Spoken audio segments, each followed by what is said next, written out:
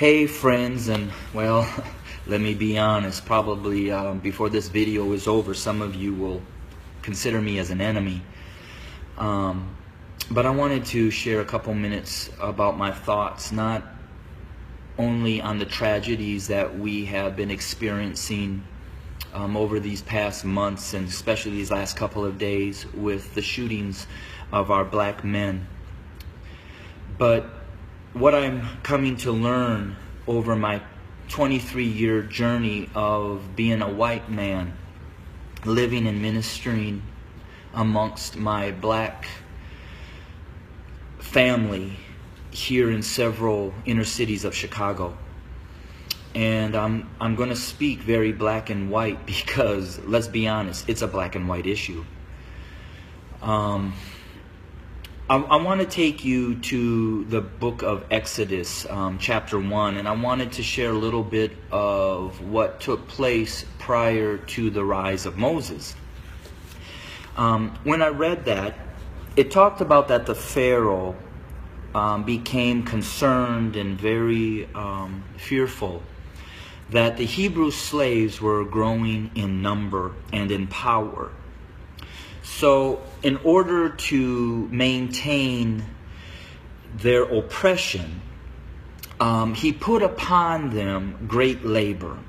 He put upon the Hebrew slaves cruelty to keep them down. However, they still grew. And so he brought together some midwives, and he instructed them that when a Hebrew boy was born, kill him. Well, these midwives did not follow, and the Hebrew slaves continued to grow. Eventually, the Pharaoh became so hatred and towards those Hebrew slaves that he made a decree. He put out an order that male baby boy Hebrew slaves were to be killed by casting them into the Nile River. Let's look at America. We brought blacks into this country as slaves. We never intended them to be anything other than a slave. But they began to grow in number and in power, and eventually they fought their way to some freedom. So we became even more cruel. And to keep our black Americans down, we lynched. But yet they rose. So then we used the welfare system, the criminal justice system, to keep them down, to contain them, to destroy them. But yet they rose, and they're rising. Then we built prisons and jails to hold them. Yet they rose. And so now we are doing exactly what the Pharaoh did at the end, sending out a decree: kill them.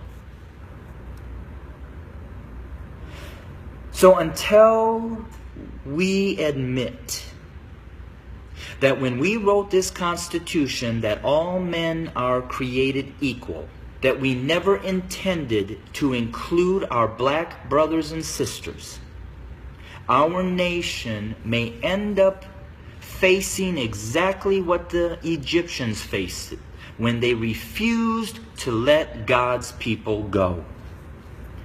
So I'm going to say this to my white fellow Americans, that the bloodshed that is on its way is not on the hands of our fellow black Americans, but is on our hands.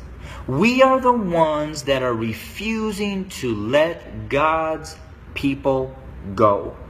We are the ones that are refusing to acknowledge that we do not value our black brothers and sisters as equal individuals or equal Americans as us white men. And to my black brothers and sisters, the racial issues, as I've said, have been there from the very foundation. But why do we see it more? Because there's a shifting. See, us white men have been at the head since the foundation. But we've had a black president. And you know, we've done everything in our power to keep him from really changing things. Now we have another minority rising to the top, a white female. What does that say?